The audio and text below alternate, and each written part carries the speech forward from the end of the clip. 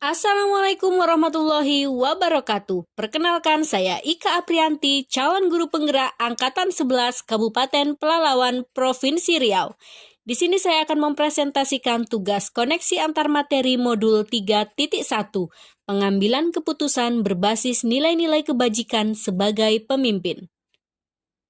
Perkenalkan, fasilitator saya Ibu Uci Nengwati SOS dan pengajar praktik Bapak Wanda Saputra MPD. Adapun tujuan pembelajaran pada koneksi materi pada modul 3.1 yang pertama adalah CGP membuat kesimpulan atau sintesis dari keseluruhan materi yang didapat dengan beraneka cara dan media.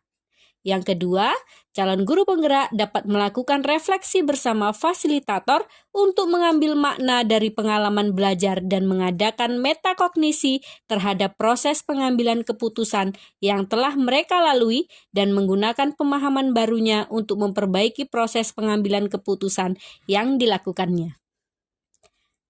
Adapun pertanyaan pemantiknya, yang pertama, bacalah kutipan ini dan tafsirkan apa maksudnya. Mengajarkan anak menghitung itu baik, namun mengajarkan mereka apa yang berharga atau utama adalah yang terbaik. Dari kutipan di atas, apa kaitannya dengan proses pembelajaran yang sedang Anda pelajari saat ini? Dari kutipan di atas, kaitan dengan proses pembelajaran saat ini adalah bahwa belajar tentang paradigma, prinsip, dan langkah-langkah pengambilan sebuah keputusan itu penting. Namun, yang terpenting adalah hal dasar mengenai etika dan nilai-nilai kebajikan yang harus tertanam pada diri seseorang. Pertanyaan pemantik kedua, bagaimana nilai-nilai atau prinsip-prinsip yang kita anut dalam suatu pengambilan keputusan dapat memberikan dampak pada lingkungan kita? Apapun prinsip yang dianut tetap harus bersumber pada nilai kebajikan universal sesuai dengan dasar pengambilan keputusan. Apabila sudah mengacu pada hal tersebut, tentunya pengambilan keputusan yang diambil akan berdampak positif bagi lingkungan. 3. Bagaimana Anda sebagai seorang pemimpin pembelajaran dapat berkontribusi pada proses pembelajaran murid dalam pengambilan keputusan Anda? Sebagai seorang pemimpin pembelajaran, saya dapat berkontribusi dengan mengajarkan etika, nilai-nilai kebajikan, integritas, tanggung jawab, dan hal-hal lainnya tentang pentingnya pengambilan keputusan yang bijaksana dalam kehidupan sehari-hari. Keempat, menurut Anda, apakah maksud dari kutipan ini jika dihubungkan dengan proses pembelajaran yang telah Anda alami di modul ini? Pendidikan adalah sebuah seni untuk membuat manusia menjadi berperilaku etis. Maksud kutipan tersebut adalah pendidikan membuat seseorang berperilaku etis. Etis dalam artian sesuai nilai yang berkenaan dengan akhlak dan juga nilai mengenai benar salah yang dianut masyarakat dan berjalan sesuai dengan norma-norma serta hukum yang berlaku. Adapun rangkuman kesimpulan pembelajaran atau koneksi antar materi pada modul ini adalah yang pertama, bagaimana filosofi Ki Hajar Dewantara dengan Pratap Triloka memiliki kaitan dengan penerapan pengambilan keputusan sebagai seorang pemimpin. Jawabannya, Ingarso Sungtulodo, berkaitan dengan keputusan yang diambil oleh seorang pemimpin harus mampu dipertanggungjawabkan dan harus sesuai dengan nilai-nilai kebajikan, sehingga keputusan yang diambil dapat diteladani oleh orang lain. Kedua, Ingmadio Mangunkarso, berkaitan dengan keputusan yang diambil pemimpin hendaknya dapat memberi semangat dan kekuatan bagi orang lain. Ketiga, Tutwuri Handayani, berkaitan dengan keputusan yang diambil pemimpin hendaknya mampu mendorong kolaborasi dan meningkatkan kebajikan. Pertanyaan yang kedua, bagaimana nilai-nilai yang tertanam dalam diri kita berpengaruh kepada prinsip-prinsip yang kita ambil dalam pengambilan suatu keputusan? Nilai yang tertanam dalam diri sangat berpengaruh besar kepada prinsip yang kita yakini dalam mengambil suatu keputusan. Oleh karena itu, hendaknya kita memegang teguh prinsip-prinsip nilai kebajikan yang tentunya akan menjadi landasan saat kita hendak mengambil suatu keputusan yang bijak dan dapat dipertanggungjawabkan. Pertanyaan ketiga. Bagaimana materi pengambilan keputusan berkaitan dengan kegiatan coaching atau bimbingan yang diberikan pendamping atau fasilitator dalam perjalanan proses pembelajaran kita, terutama dalam pengujian pengambilan keputusan yang telah kita ambil. Apakah pengambilan keputusan tersebut telah efektif? Masihkah ada pertanyaan-pertanyaan dalam diri kita atas pengambilan keputusan tersebut? Hal-hal ini tentunya bisa dibantu oleh sesi coaching yang telah dibahas pada sebelumnya. Materi pengambilan keputusan mengajarkan kita untuk mampu menganalisis dan mengevaluasi suatu keputusan yang akan kita ambil. Sedangkan coaching dapat mengidentifikasi efektivitas suatu keputusan yang akan diambil. Perpaduan pembelajaran keduanya mengajarkan tentang pengambilan keputusan yang tepat dan bijaksana. Pertanyaan keempat. Bagaimana kemampuan guru dalam mengelola dan menyadari aspek sosial emosionalnya akan berpengaruh terhadap pengambilan suatu keputusan, khususnya masalah dilema etika? Kesadaran sosial emosional seorang guru sangat memegang kendali penting dalam mengambil sebuah keputusan. Hal ini dikarenakan guru yang memahami dalam mengendalikan sosial emosionalnya dengan baik tentu akan mengambil keputusan dengan penuh pertimbangan akan dampak jangka panjang maupun jangka pendeknya. Soal kelima, bagaimana pembahasan studi kasus yang fokus pada masalah moral atau etika kembali kepada nilai-nilai yang dianut seorang pendidik? Nilai-nilai yang diyakini seorang pendidik menjadi dasar dalam proses pengambilan keputusan baik dalam konteks moral maupun etika. Oleh karena itu, penting bagi seorang pendidik untuk memiliki nilai-nilai kebajikan guna memastikan keputusan yang diambil baik dan tepat sasaran serta berpusat pada kepentingan murid. Soal ke-6. Bagaimana pengambilan keputusan yang tepat tentunya berdampak pada terciptanya lingkungan yang positif, kondusif, aman, dan nyaman. Dalam pengambilan keputusan yang tepat, tentunya melalui pertimbangan yang cermat dengan kesadaran penuh serta kematangan emosi berdasarkan nilai dan prinsip yang diyakini, sehingga dapat memberikan dampak positif dalam menciptakan lingkungan kondusif, aman, dan nyaman bagi semua pihak. Adapun tahapan dalam pengambilan keputusan yaitu yang pertama, mengidentifikasi jenis paradigma. Yang kedua, memilih dan menetapkan 3 prinsip dilema etika. Yang ketiga, menerapkan 9 langkah pengambilan dan pengujian keputusan. Yang keempat, bersifat reflektif, kritis, dan kreatif dalam proses tersebut. Soal ke-7. Apakah tantangan-tantangan di lingkungan Anda untuk dapat menjalankan pengambilan keputusan terhadap kasus-kasus dilema etika ini? Adakah kaitannya dengan perubahan paradigma di lingkungan Anda? Setiap kasus dilema etika yang dihadapi tentunya akan menimbulkan beragam tantangan yang memerlukan pendekatan yang bijaksana dalam penanganannya.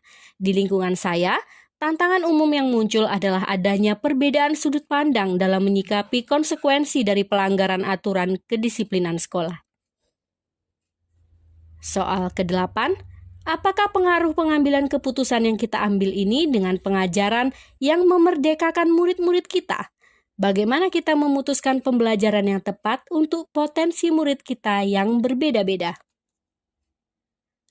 Keputusan yang tepat yang kita ambil pastinya akan berpengaruh dengan serangkaian pengajaran yang kita lakukan. Contohnya, tentang pengambilan keputusan mengenai metode pembelajaran yang disesuaikan dengan kebutuhan dan potensi individual peserta didik. Tentunya akan sangat membantu menciptakan pengalaman belajar yang efektif dan memerdekakan murid. Soal ke-9. Bagaimana seorang pemimpin pembelajaran dalam mengambil keputusan dapat mempengaruhi kehidupan atau masa depan murid-muridnya? Keputusan pemimpin akan mempengaruhi masa depan murid, karena keputusan yang diambil akan menentukan kebijakan pendidikan, dukungan yang diberikan, dan arah pengembangan yang diharapkan. Keputusan yang berpusat pada kepentingan murid sudah pasti akan mempengaruhi masa depan murid menjadi lebih baik. Soal ke-10. Apakah kesimpulan akhir yang dapat Anda tarik dari pembelajaran modul materi ini dan keterkaitannya dengan modul-modul sebelumnya? Pengambilan keputusan adalah skill atau kompetensi yang harus dimiliki oleh pendidik sebagai pemimpin pembelajaran yang mengedepankan nilai-nilai kebajikan, keberpihakan pada murid, serta dapat dipertanggungjawabkan.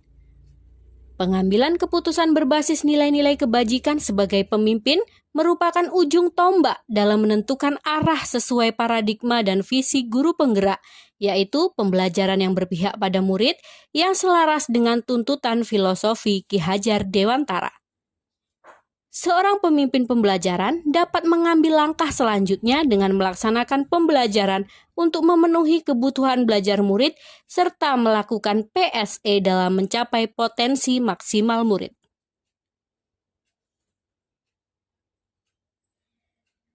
Soal ke-11.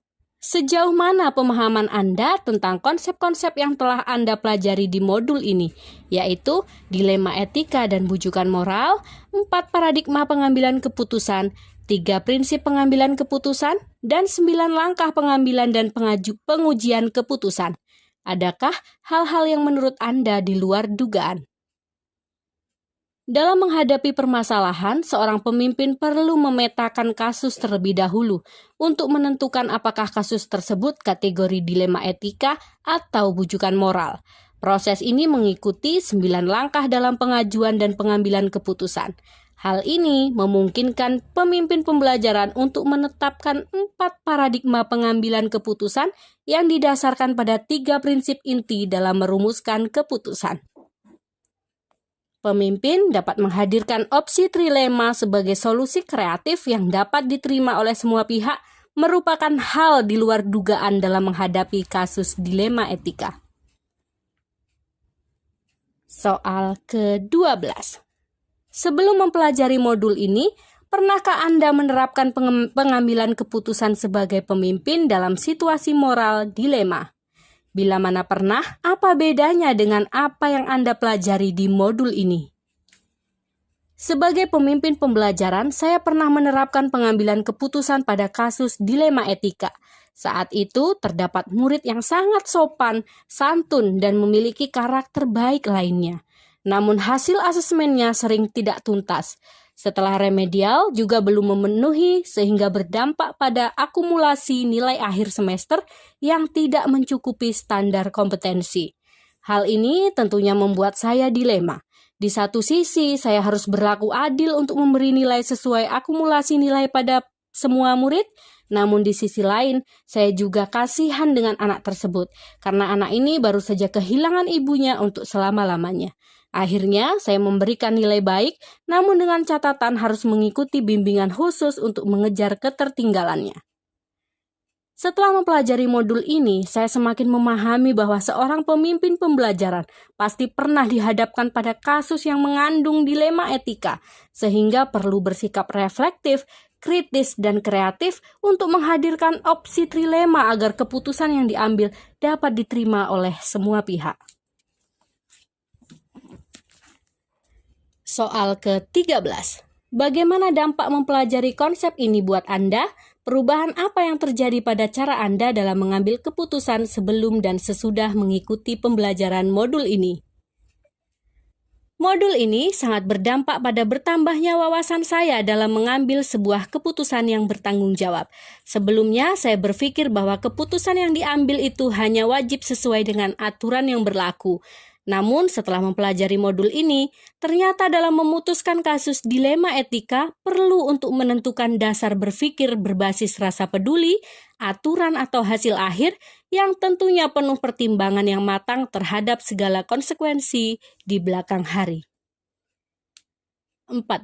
Seberapa penting mempelajari topik modul ini bagi Anda sebagai seorang individu dan Anda sebagai seorang pemimpin? Sebagai individu, modul ini sangat bermanfaat karena membantu saya dalam mengambil keputusan yang berhubungan dengan masalah pribadi saya. Sebagai pemimpin, modul ini sangat penting karena keputusan yang diambil menyangkut kepentingan banyak orang, sehingga perlu sekali analisis yang mendalam agar tidak merugikan pihak-pihak lain. Terima kasih. Wassalamualaikum warahmatullahi wabarakatuh.